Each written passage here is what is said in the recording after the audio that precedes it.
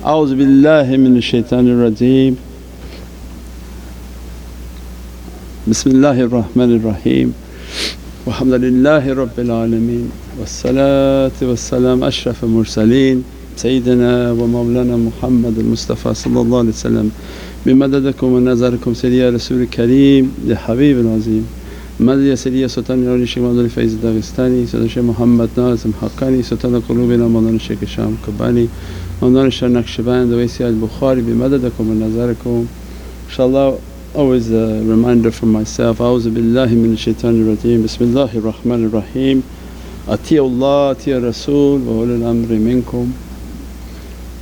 And that a reminder always for myself, and abdu kullu ajizu da'eefu miskeen zalim and jahal. And by the grace of Allah that He keeps us under His rahmah and mercy, and that we are alive by every breath. This way is based on the breath and the nafas. We take a path towards that reality, towards the oceans of reality, and all of the 40 shaykhs of the Naqshbandiya silsila, their foundation was the breath. When we understand that everything in our life is based on this nafas. One big training for the self is that we have all these plans, all these hopes, all these things that we are forecasting for our future, and awliyaullah come into our life and remind us that our life is really only one breath away. All the plans in the world is not going to mean anything if Allah doesn't give that nafas. Is written how many breaths you're going to have, inhaling and exhaling. Means these are towards the fountains of reality, the fountains of al-hayat, and described the guidance of the people of hidayat and Allah's guidance, that they are the people of al-hayat. They reached eternal oceans of reality, and they come back to teach us and bless us on how to reach to that ocean of eternity. This way is based on the breath. As soon as we take the importance of the breath and understand the breath, because this is a new year of journey, that all the plans mean nothing if Allah hasn't written for that servant the breath. Means then each breath is to be cherished and sacred, and immense importance on the breath. Means this love for Sayyidina Muhammad that emanating within the heart and fueled by the nafas and by the breath. Means that when they train and begin to teach on how to breathe with a consciousness, to be conscious of your breath, Allah giving a gift 24,000 breaths in every day. These are 24,000 ni'mats and gifts that Allah gives. Means before we ask God and Allah for anything in life and all the demands and all that we want, Allah comes back first to us and say, did you thank me for your breath? All the things that you want out of life, did you thank me for your breath? So they come and they teach. This breath is based on the hamd and praise of Allah, that to thank Allah the greatest thanking is to make a hamd and praise to Allah, that with this breath that you gave to me ya Rabbi. That's why when you're praising you're praying, you're praising Allah, because you have to recite.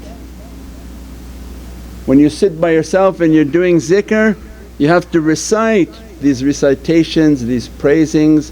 It's a shukr and thankfulness to Allah that this breath I gave to you. When they begin to focus on its importance, they understood their life has to be based on zikr.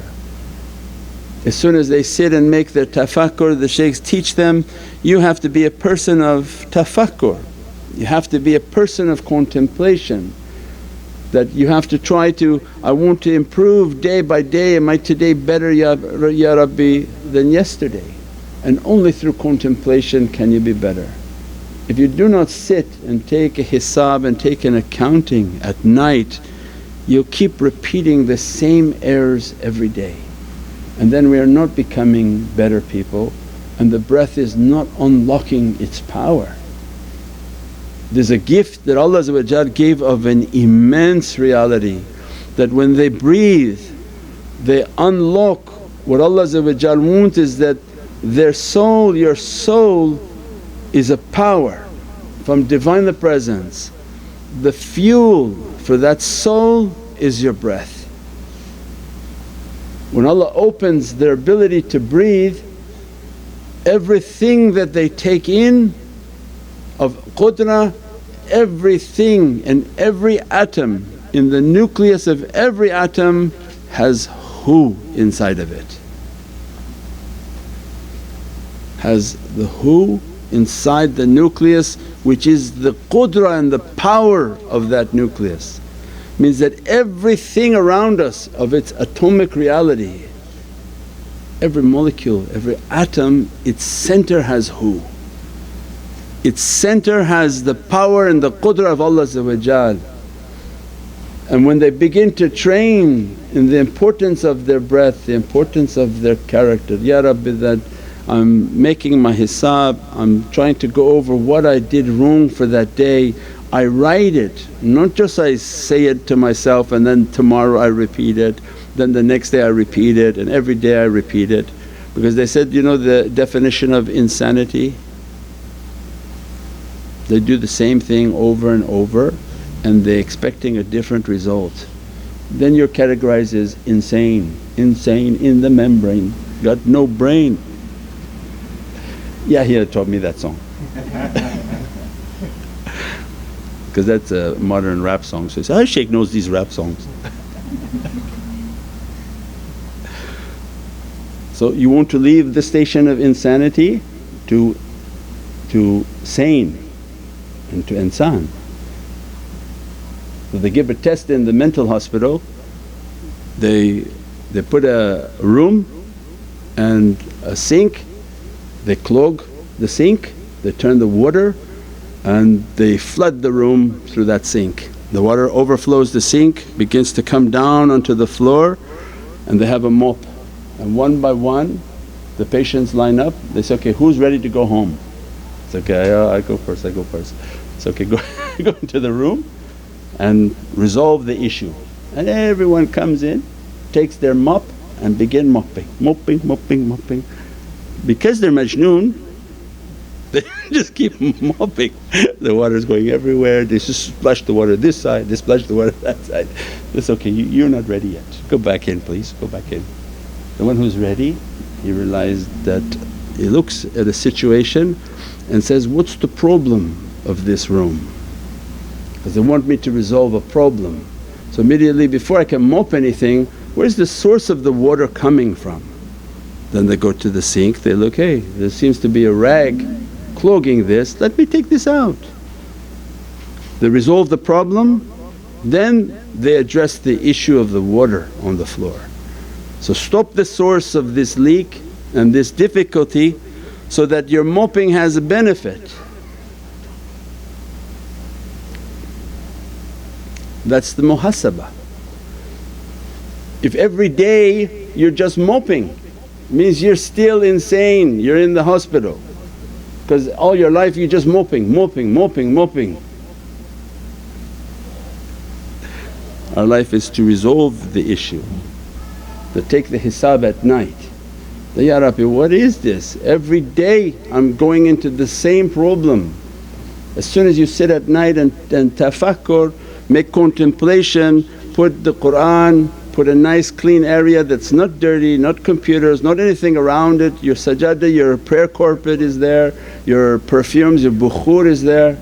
You're playing Holy Qur'an, Dalal Khairat, praising upon Sayyidina Muhammad and then sitting, Ya Rabbi, I want to make a hisab of my day. What are all the things, the people, the places and things?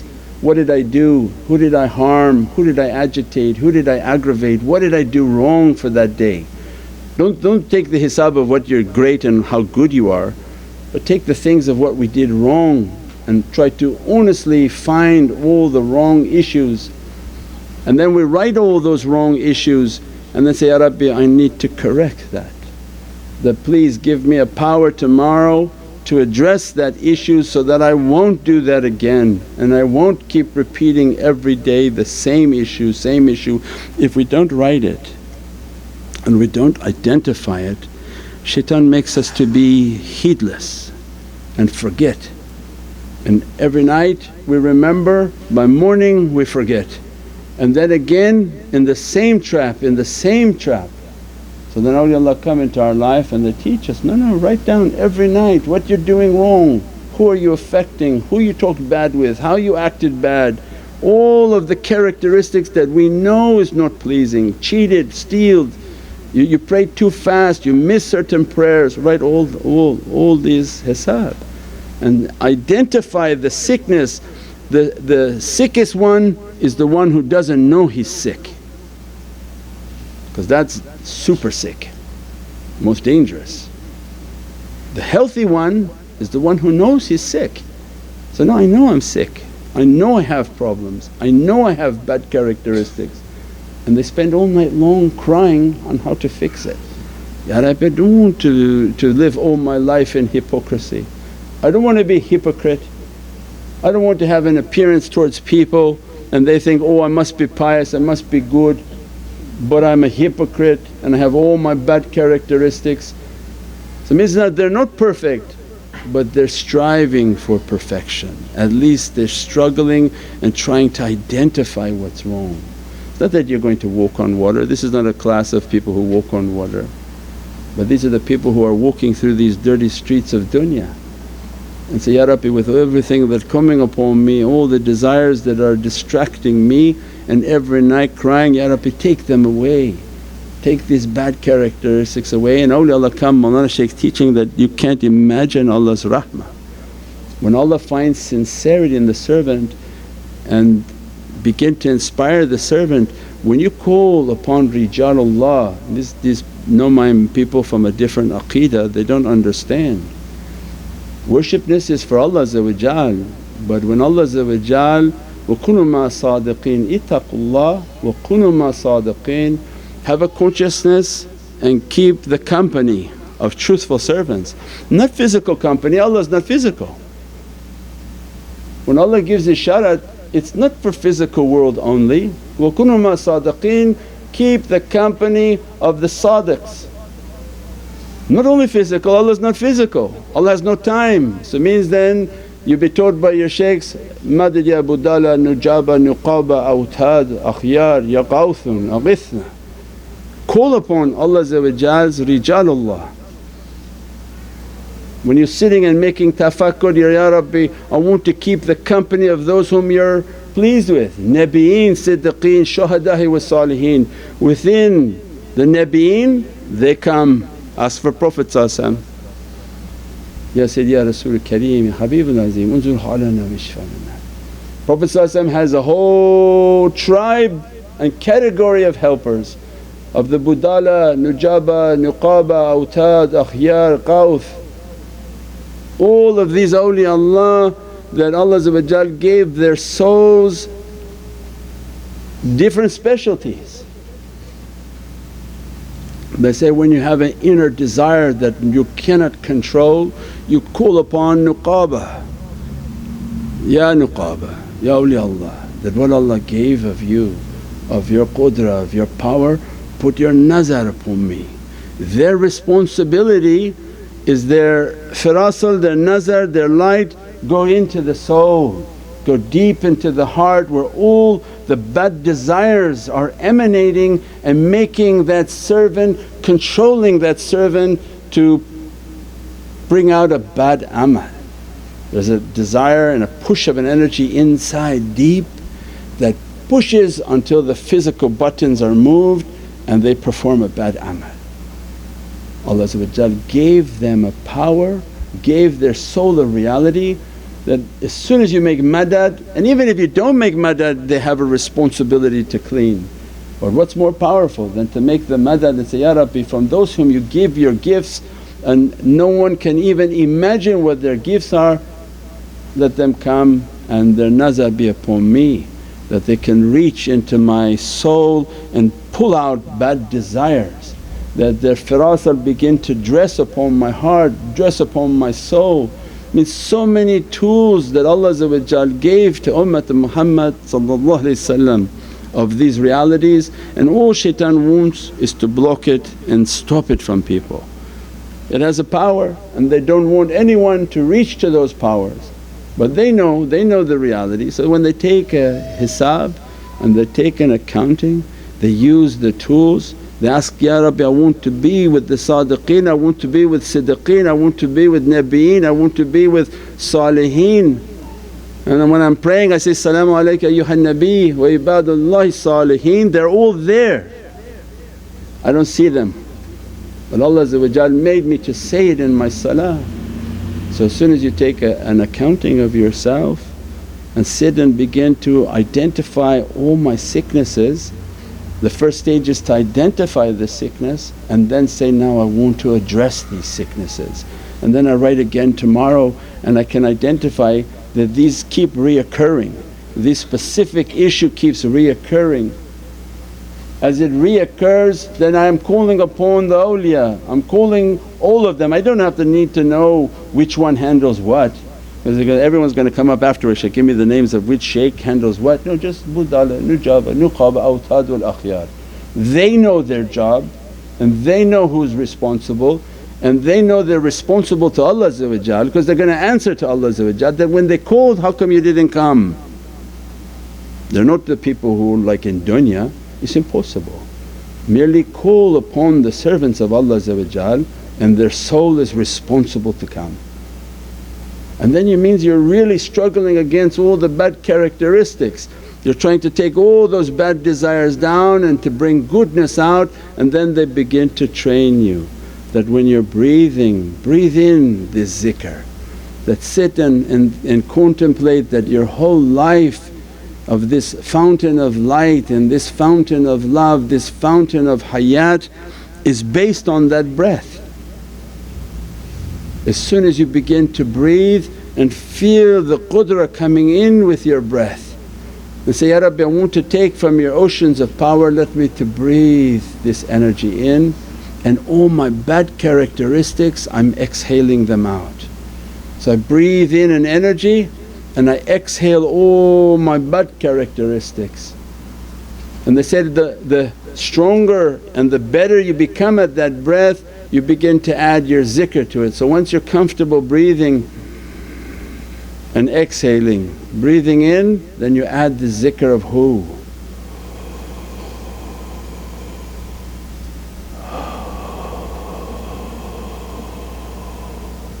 The Zikr of Hu breathing in and the Zikr of Hu breathing out.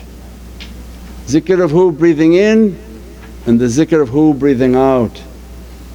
Once you get better at the breathing, you realize that the more you restrict your breath, where you start to close your mouth but breathe through your nose, breathe in and exhale through your nose.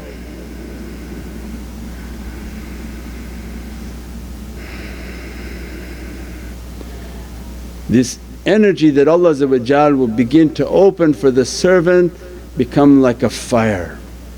Breathing in a divine qudrah into their chest, the more they restrict the breath and not breathe openly but a restricted breath, it's like starting a fireplace. If you cut the oxygen for the fireplace, it actually ignites much stronger. If you leave it open and throw a match, nothing happens. If you shut it and throw the match, when this fire wants to take hold, it's searching for oxygen. When you restrict the oxygen of the fire, it actually ignites stronger. So it means they begin to breathe through their nose, restrict their breath, and bring that qudrah in. As they're bringing this qudrah and this power, Allah sends that divine qudrah. There's an energy that's all around us, a nafas rahmah. It's a rahmah and a mercy that Allah want to send to the believer. They have to stop their life and sit and contemplate as they breathe in and take the bad character out. Breathe in this power, take the bad character out. At that time when they understand the power of the breath, then Allah begin to open for them their physiology. That as you're breathing in this qudrah, that energy is the energy that will nourish all of your being, because the entire being is based on the qalb. Where Prophet described, if there's one part of you bad, all of you is bad, and if one part of you is good, all of you good, and this is the qalb. So the focus is not like other traditions everywhere. The focus of all the tafakkur is qalb al-mu'min baytullah, that I'm asking, Ya Rabbi, my house to be, my heart to be your house. Then Allah say, clean it. Take all your idols, all the false things that you have within your house, clean and purify your qalb. And then this breath that coming in the tafakkur, the breathing and all the bad character going out, they begin to see this light and qudrah is coming into their breath. That breath, it nourishes the lungs, it nourishes all the blood inside the lungs that are being produced, and that blood goes into the heart energized with the divine qudrah. Means when they breathe with that energy and that reality, they're purifying their heart. The power comes in, nourishes the lungs, nourishes all the blood, and then the blood moves into the heart. When it enters into the heart, these are the people of dhikr, that as they're breathing and making a dhikr of Hu, dhikr of Allah, that blood is being stamped with dhikrullah. When that blood is stamped with the zikr of Allah, it goes to all the essential organs of the body and is energized and powered. Means the one whom wants to ignite their Divinely sword and Divinely lights and Divinely qudrah, there's a whole process. It's not just, I'm at the supermarket and things happen. There's a whole process in which to sit and meditate, try to perfect the character, bring the energies, bring all of these practices of qudrah and energy and breath. As that energy is coming in, nourish the breath, move that breath into the heart, the dhikr of the heart will stamp it and then begin to nourish all the organs. The one whom develops their inner energy will have perfected their outer energy. If there's no perfection inside, the outside's garbage. Everything is based on an internal power and you mimic it just like this dunya. This earth, its power is based on its core. The earth has an iron core that moves. Based on that movement of the iron core, it produces an atmosphere and 7 layers of atmosphere that protect all of us on this earth from everything that's coming out. So Allah said, then look to this art, look to this dunya, its inner reality produces its outer power. So as you perfect the inner reality and all the inner practices that Prophet brought for us, that energy will begin to perfect all the outer. When the inside is good, the outside is protected and shayateen cannot come.